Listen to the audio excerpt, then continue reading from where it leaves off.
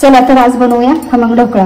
त्यासाठी मी 2 वाटी तांदूळ आणि 1 वाटी हरभरा डाळ पूर्ण दिवसभर भिजवली। संध्याकाळी ती मिक्सर मधून बारीक पेस्ट करून घेतली।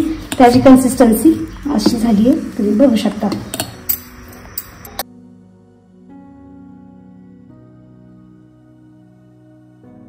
आता आपण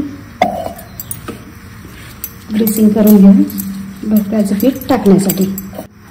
ढोकळ्याच्या पिठामध्ये छोटासा अर्धा चमचा हळद, नंतर चवीप्रमाणे 1 पोह्याचा चमचा अर्धा मीठ टाकते। ते चांगलं हलवून घेऊ। 2 चमचे आपण गोड तेल टाकतोय। आता लगेच सोडा,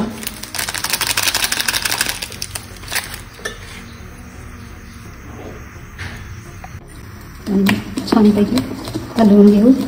मिश्रण एकजीव होईपर्यंत सगळीकडे तेल आणि सोडा, हे आपलं मिश्रण असं तयार झालं।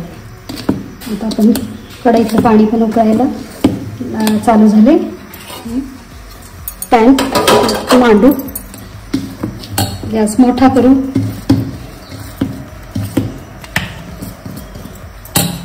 मिश्रण ओतून घेऊ।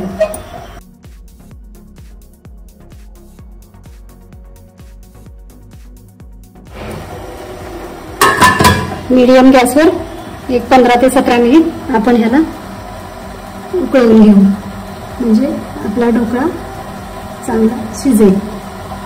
आणि एक सांगते, पीठ फर्मेंट होण्यासाठी मी इडली पात्र जे असते त्यातच मी रात्रभर ठेवते, कारण थंडीमुळे पीठ हलकं होत नाही, त्यामुळे मी इडली पात्रातच पॅक ठेवते।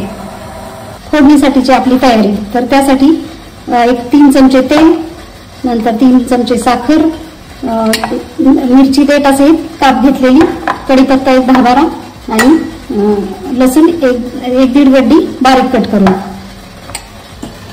गॅस चालू करू तडक्यासाठी। आता आपण कढईवरती चढवली आहे, त्यामध्ये तेल घालू।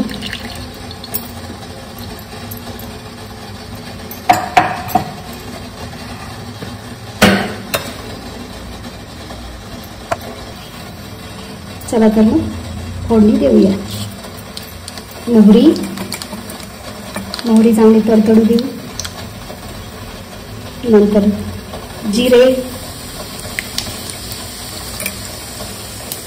नंतर मिरची,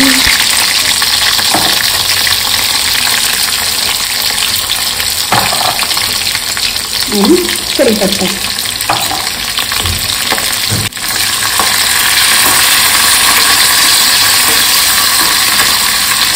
फोडणीमध्ये सगळ्यात शेवटी आता आपण थोडंसं हिंग टाकून घेऊ आणि पाणी टाकू 1-1.5 कप।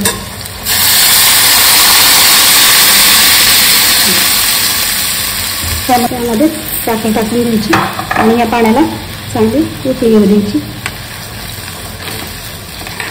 साखर विरघळेपर्यंत गॅस चालू ठेवून 1-अर्ध्या मिनिटानंतर बंद करू।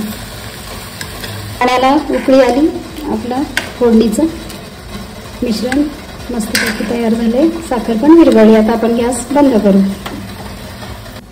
चला तर 15 मिनिट होत आले, आपण एकदा चेक करूया आपला ढोकळा शिजलाय का। सुरी टोचून बघितली, ती छान अशी स्वच्छ निघाली, म्हणजे आपला ढोकळा तयार झाला। आता गॅस बंद करू। आता आपला ढोकळा आणि ढोकळ्याची फोडणी दोन्ही पण थंड करून घेऊ 5-7 मिनिट, आणि नंतर मग त्याच्यावर ओतायचं ते फोडणी। आता आपला ढोकळा पूर्णपणे थंड झालाय, पॅनमधून काढून घेऊ।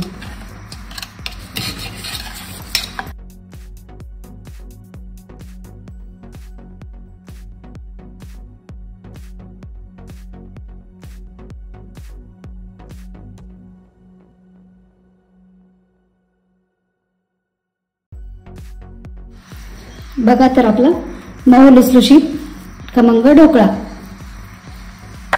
अशा प्रकारे आपला खमंग ढोकळा तयार झाला आहे। तर तुम्ही पण बघा करून आणि कमेंटमध्ये मला सांगा कसा झालाय, आणि भेटूयात पुन्हा अशाच एका नवीन रेसिपीसह। तोपर्यंत मस्त रहा आणि चवीने खा.